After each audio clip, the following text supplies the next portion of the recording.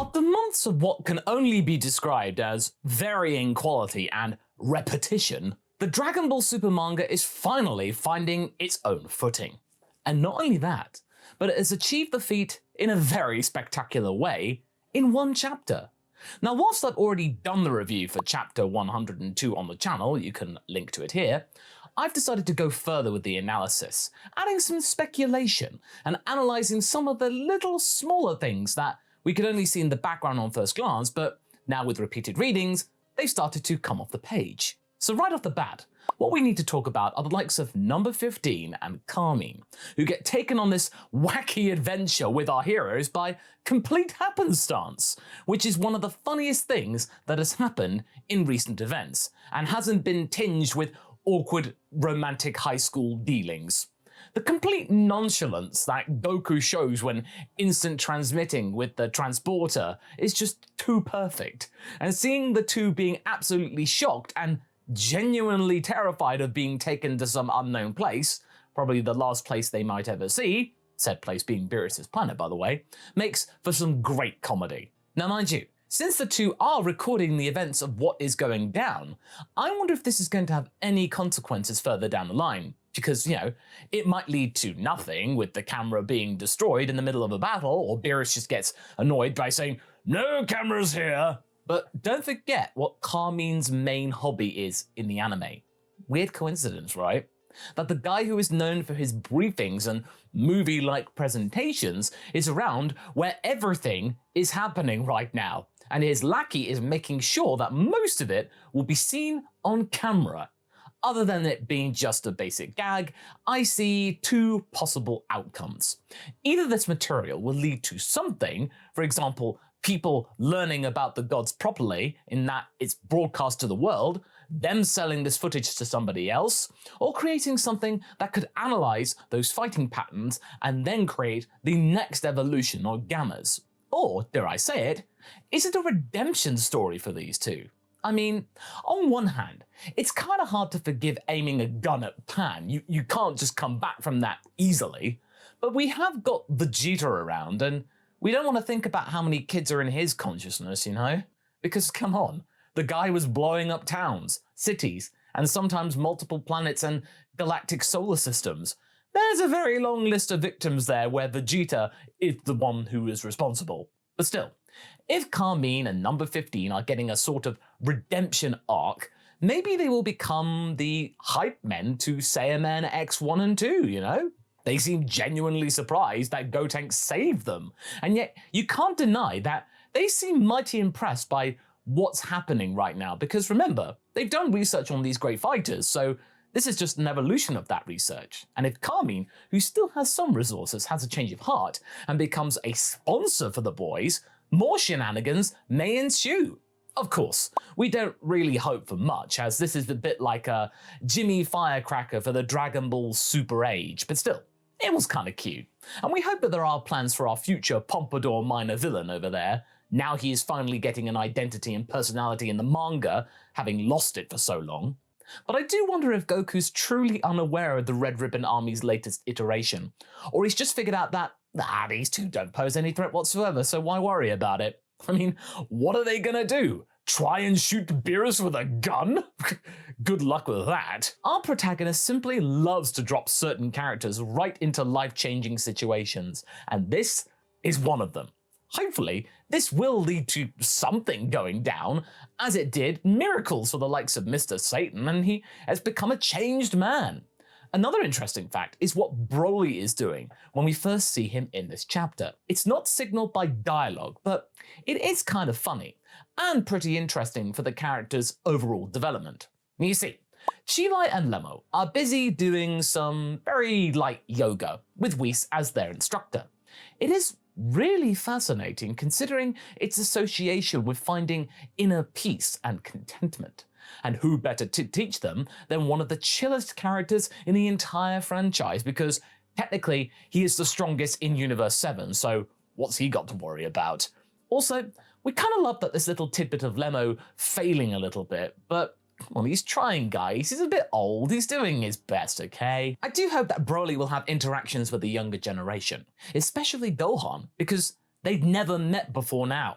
I mean, they could exchange notes about how to deal with their latent anger issues, but quite honestly, Beast form could be something truly inspiring for this guy, showing him that there is a Saiyan who has managed to take control of their internalized fury and channel it in a positive manner. In a perfect world, we would have this entire group travel to Universe 6 and to get Broly to meet Kale and train with her. I bet they would become firm friends, with Chilai maybe getting a little bit jealous, but for now, they aren't touching the other universes anywhere, and that makes me frustrated. Hopefully, we will get there. Hopefully.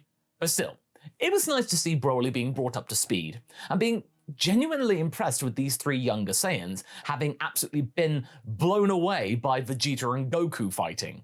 But the next character we have to discuss is Vegeta. And say what you will about him trolling everyone right now because he's feeling quite smug, but he's also quite eager to see what these boys can do. Honestly, he's just channeling it in a very Vegeta-like manner. There are moments when he seems kind of ashamed of their overly flashy style of combat, but it is clear that he truly wants to see his son, and Goku's sons for that matter, develop as genuine fighters. He wants to teach them a lesson about boasting.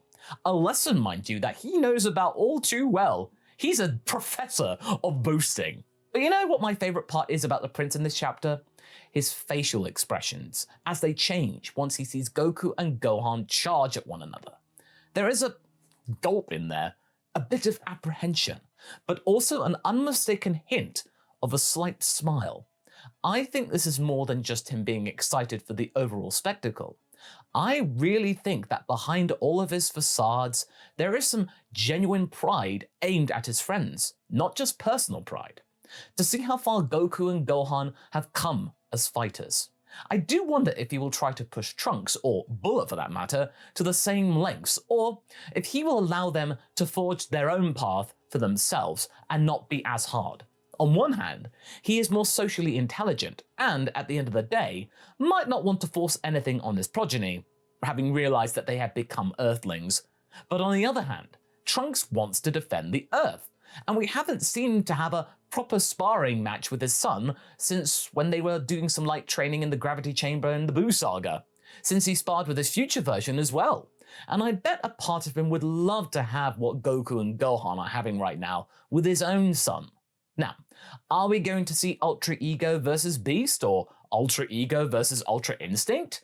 Well, we've had a bar set, so you never know. It would be kind of fun to throw that into the mix. And if we're playing, we're playing.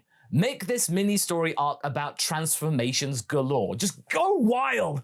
Everyone wants it. They will lap it up. Heck, while we're at it, give Goten and Trunks a proper swing at Gotenks. A full-on Team Gotenks, no fat Gotenks, especially that you can see which one of them is messing it up. Or if not, well, is it time for a new transformation for the two of them, having realized that fusion just simply is not something they're good at? Also, how cool is it that out of all the characters to name Ultimate, we have these two? They've always been Gohan's hype men, even when they were little, even though Trunks was trying to deny it.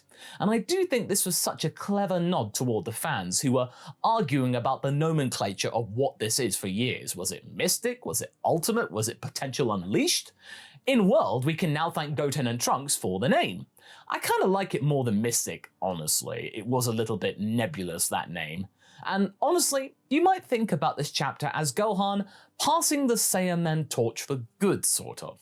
He's grown out of it, he's now his own fighter, now it's the turn of the teenagers to take up the mantle. He acknowledged that the boys have been training, and they've been training well. They have a genuine intention for protecting people. It's such a small exchange, but even his giving them some advice about their own headgear seems to come from a place of greater experience and genuine desire for them to do better. Dare I say it? Maybe the boys will get their own Saiyaman Durags, sponsored by Red Pharmaceuticals maybe. Oh, Bulma would be so mad. But still, seeing those three interact like this, it's always fun. And getting Gohan to mentor his younger brother like this, and his best friend again, is a welcome return. Overall, despite this chapter being more on the action side, it provides us with many interactions, so it's the best of both worlds. None of these interactions overstay their welcome. Not even Fat Gotenks. It's used as a punchline rather than a No, they're actually going to fight. We're being serious here. Of course, we'd rather not see him there at all because the joke is dead, but he doesn't take up too much time. And at this point, you have to wonder if they're not allowed to use the skinny version because Toriyama might have plans for him later on. They don't want to give the game away yet. Hopefully, the payoff will be grand in the future. I really want to see a badass version of this character. We got teased an adult version in the Heroes promo trailers, and since we've got both the kid and fat versions of the character, they weren't that great. We want something new, and at some point this running gag just simply has to die. Now, there is one more possibility we would love to discuss with you, as Beerus is getting continuously frustrated. As we will allude to you in a future video about power scaling, while the power gap is getting smaller, the cat god is still very much at the top of the food chain. And I do wonder if he decides to join in the fray one day and show those pesky monkeys what for. Seeing Beerus spar with both Ultra Instinct and Beast would be an absolute treat. Especially since it's been some time since we've seen him fight for real. Was it like maybe chapter 28 of the manga perhaps? We could technically count him coaching Vegeta in the granola arc as some kind of combat, but he didn't even break a sweat when he was doing all of that, so yeah. It would be cool to see everyone get involved in that, even Broly, just a mass fighting orgy or something like that. For now, it seems that the Destroyer of the Universe 7 is more irritated than threatened, which tells me that he still has full conviction that he is the top cat in the room. At the same time, Whis is excited by this overall spectacle, and it's hard to blame him. This might be one of the most exciting spars he's seen in years, and this time, Gohan doesn't seem to feel forced into doing it. Again, it's kind of nice that he's found himself in a position where he can finally agree to different facets of his life, instead of trying to pigeonhole them into specific categories. And hey, this might finally stick. This whole belief in being Earth's protector. At least the manga continuity seems to be devoted to maintaining that happenstance, at least for now, because, remember, Toyotaro is a Gohan fanboy. I think what's really refreshing in this chapter is that, despite all of this being about fighting, it's technically still a slice of life moment. It's a very action-packed slice of life chapter, might I add, but it really seems like a very good way to catch up with our favorite characters and reposition the manga, get people interested in reading it again. Also, the fact that it doesn't seem to be a part of another saga may work in its favor in the future. Its potential standalone nature means that it will be aging much better than any other arcs, or be tied into any possible future mishaps. We think that it is a refreshing and a great direction for the manga. They can't keep on doing this, obviously, because it will get a bit tiresome. But for now, this is exactly what we needed, precisely what the story asked for. And despite being quite straightforward, it makes really great use of its panels, showing us a lot of different character progressions, which of course we will never say no to. This might be one of our favorite chapters of the Super Manga overall. And it seems that the community seems to agree with that sentiment. Toyotaro finally makes use of his strength, which is his fan-like attention to interconnective tissue. Something that, mind you, Toriyama himself appreciated when praising the likes of Chapter 31, one of his favorite chapters that Toyotaro had penned.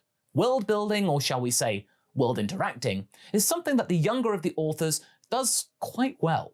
And with the entire chapter dedicated to just that type of mechanism, you bet we're having fun with this. And honestly, it seems like Toyotaro and Toriyama are having fun with this too.